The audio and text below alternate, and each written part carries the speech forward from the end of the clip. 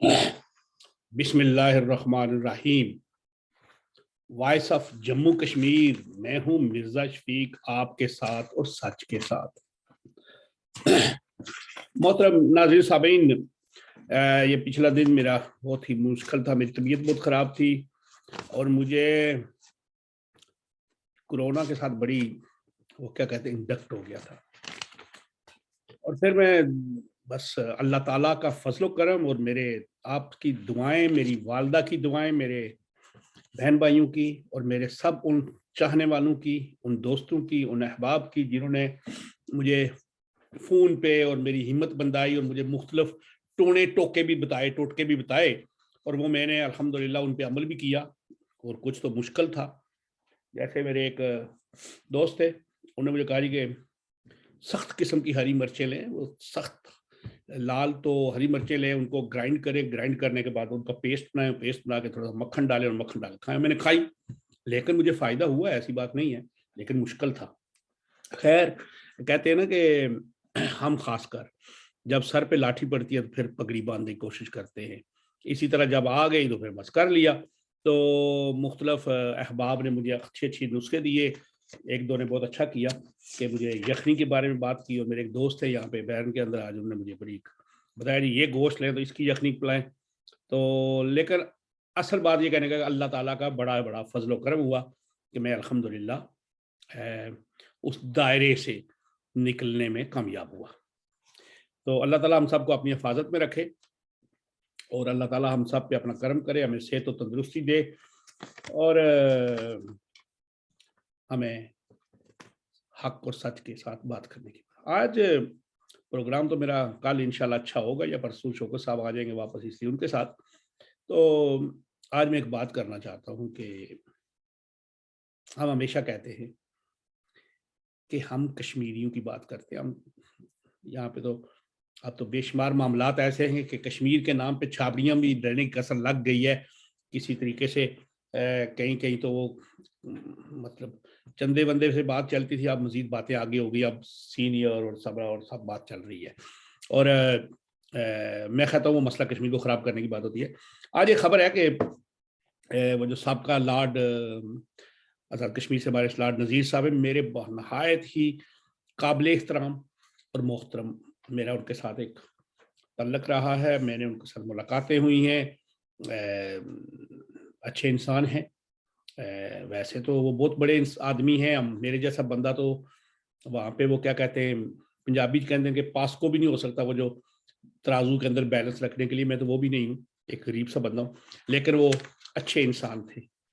आज उनको सज़ा हुई जिस जुर्म में हुई।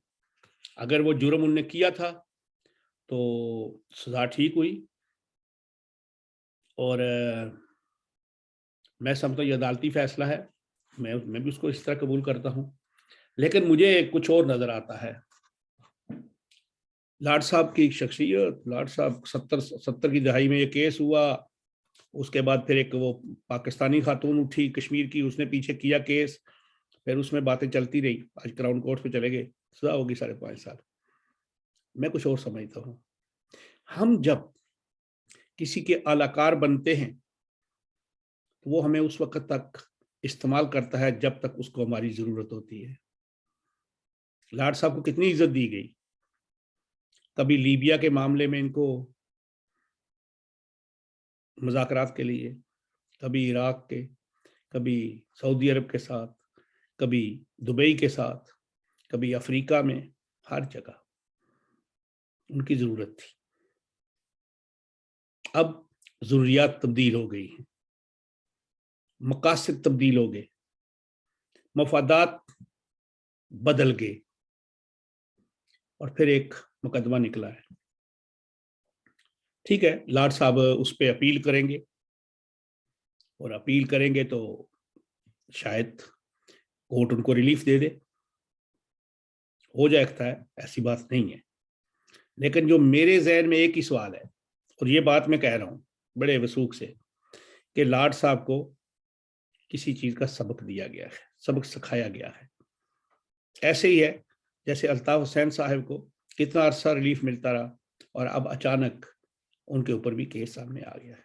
हम उनकी अदालतों में तबसरा नहीं कर सकते کوئی بھی عدالت فیصلہ دیتی ہے وہ ٹھیک ہے، اس نے اپنی ساری ایویڈنس دیکھے ہوں گے، جیوری نے سارا بیانات لیے ہوں گے، فائل اور مفعول دونوں سے ملے ہوں گے، اپلیکینٹ سے بھی، مدعی سے بھی، مدعیہ سے بھی، تو اس کے بعد فیصلہ ہوتا ہے۔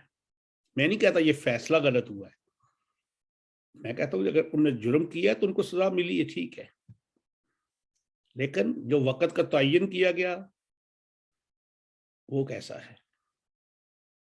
اور ہم اپنے کشمیریوں سے یہ کہتے ہیں کہ ہمیں کسی بھی پارٹی کا اعلی کار نہیں بننا چاہیے، ہمیں اپنی تشخص، ٹھیک ہے مر جائیں گے، کیا ہوگا، مار دیں گے، کوئی مسئلہ نہیں ہے، جو رات قبر میں ہے وہ باہر نہیں ہے، جو باہر ہے وہ قبر میں نہیں ہے، کیا کوئی جب اللہ تعالیٰ چاہے عزت دیتا ہے، اللہ تعالیٰ چاہے ذلت دیتا ہے، ہمارا ایمان ہے، تو ہمیں اللہ کی دی ہوئی عزت سے اکتفا کرنا چاہیے، ہمیں اپنے وطن کو غلامی میں رکھنے کے طریقے، تدابیر نہیں بتانی چاہیے۔ مجھے لاٹ صاحب کا ایک بار دکھ ہوا تھا، کہنے لگے کہ میں میرپور کے اندر ایک محل میں رہنے کی بجائے، آزاد خود مختار ریاست میں ایک محل میں رہنے کی بجائے اسلام آباد میں، پاکستان میں ایک مرلے کے مکان میں رہنا پسند کروں گا۔ واقعی صحیح بات ہے، اسلام آباد میں ایک مرلے کی قیمت تو پھر بہت ہے نا جی، جو آزاد کشمیر میں 2-4 کنال کا ہوتا ہے۔ تو میرے دوست اور ساتھیوں، آئیں ہم ایک عہد کرتے ہیں، وعدہ کرتے ہیں کہ ہم کشمیر کی آزاد خود مختار ریاست کی بحالی کے لیے جو 1947 تک تھی اس کی کوشش کریں، اس کی جدوجہد کریں۔ پاکستان بھی وہیں پہ رہے گا، ہندوستان بھی وہیں پہ رہے گا، چائنا بھی وہیں پہ رہے گا، دوسرے ملک بھی وہیں پہ رہیں گے۔ اگر ہم ہوں گے، ہمارا جیوگرافیہ برقرار ہوگا، ہمارا حدود اربہ ٹھیک ہوگا، ہمارے وسائل ہوں گے، ہماری قوم خوشحال ہوگی، تو یہ سب لوگ ہمارے دوست بھی ہوں گے اور دشمن بھی ہوں گے۔ پھر ہمیں کسی کو اپنا دفاع کرنے کی ضرورت نہیں، ہم خود اپنا دفاع کریں گے، اور وہی قومیں تباہ ہوتی ہیں جو دوسروں کے آسرے پہ رہتی ہیں کہ وہ ہماری مدد کرے گا، وہ ہمیں بچائے گا۔ اپنے گھر کی حفاظت خود کرنی پڑتی ہے۔ اور میں ایک اور بات بتاؤں پاکستان کے بارے میں، دیکھیں وزیر اعظم صاحب چائنا گئے، وہاں پہ جو کچھ انہوں نے، ان کی اخبار نے انہیں، آپ کو پتا ہے کہ چائنا ایک ایسا ملک ہے جہاں پہ کوئی بھی کسی کی جرت نہیں کہ کوئی اپنی خبر یا کوئی چیز ایسی اخبار خود لکھ دے، یہ تو پکی بات ہے، کوئی بھی ایسا کام نہیں کر سکتا۔ کیوں کہ وہاں پہ پورا جو ان کا سسٹم ہے وہ گورنمنٹ کے آتا ہے، اس میں گورنمنٹ کے جو زیر میں ہوتا ہے، وہاں پہ کوئی بھی جو بندہ ہے وہ خود نہیں کر سکتا کچھ بھی۔ تو وہاں کی اخبار لکھتی ہے کہ سپر سٹار کرکٹر ایک دفعہ کا، ایک وقت کا، اپنے وقت کا، وہ آ رہا ہے چائنا میں، کس کے لیے؟ وہ جو کیا کہتے ہیں اس کو، اولمپک، ونٹر اولمپکس کے لیے۔ لیکن ساتھ ہی جو انہیں خبر دی نا، وہ بڑی دلچسپ سی ہے، اور وہ دلچسپی کیا؟ دلچسپ یہ ہے، وہ کہہ رہے ہیں کہ وہ ایک ہیٹ، کیپ ایک ہاتھ میں پکڑ کے آ رہا ہے۔ جو میرے دوست، آپ نے دیکھا ہوگا کشکول ہوتا ہے پاکستان میں، ہم لوگ کشکول کہتے ہیں، یورپ کے اندر لوگوں نے وہ ہیڈ ہوتا ہے نا جو بڑے والا، جس کو ہم انگریز والا ہیڈ کہتے تھے، وہ پکڑا ہوتا ہے، اور وہ پکڑ کے الٹا کر لیتے ہیں، اس کا وہ پیندہ بنا لیتے ہیں، تو وہ ہوتا ہے اس لیے۔ تو ان نے اس چیز کی مثال دی ہے کہ جناب وزیر اعظم صاحب آ رہے ہیں ایک ہاتھ میں کشکول پکڑ کے، یعنی ایک ہاتھ میں کشکول ہے اور ایک ہاتھ میں وہ کشکول پکڑ کے آ رہے ہیں، کہاں پہ؟ امداد لینے کے لیے۔ یعنی یہ انتہائی ایک، دوسرے لفظوں میں مجھے تو کوئی اچھی بات نہیں لگی. لیکن اب پاکستان کے حالات یہ ہو گئے ہیں کہ جو قرضہ دینے بکاری جیسے ہو گئے. قازقستان ہے, اس نے بھی کہہ دیا کہ ضمانت دیں. ضمانت کون دے؟ چائنا. چائنا کا آپ ضمانت نہیں دیتے, آپ ہمارے پرائیویٹ بینکوں سے بات کریں, ان سے قرضہ لے لیں. اس کے بعد روس نے, وہ بھی ایسے ہی ہے. اور اب دہشت گردی کتنی بڑھ رہی ہے. کل بھی پاکستان کی فوج کے 7 لوگ شہید ہو گئے, 13 لوگ وہ دوسرے بھی مارے گئے. تو یہ سب پاکستانی.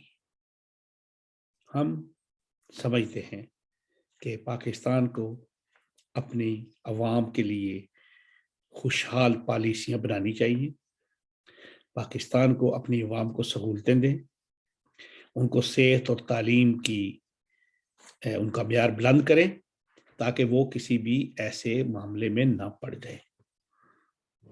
باقی تو باتیں ابھی بہت ہیں جو کل انشاءاللہ ہم پھر کریں گے.